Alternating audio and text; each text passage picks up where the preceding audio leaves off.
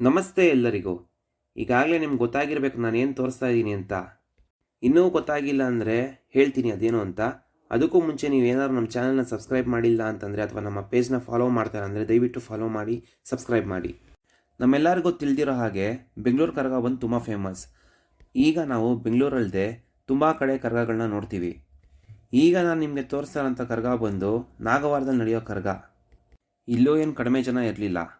ನಿಜ ಹೇಳಬೇಕು ಅಂದರೆ ಕರಗ ಕೂಡ ಸರಿಯಾಗಿ ನೋಡೋಕ್ಕಾಗಿಲ್ಲ, ಅಷ್ಟು ಜನ ತುಂಬಿದ್ರು ಇಲ್ಲಿ.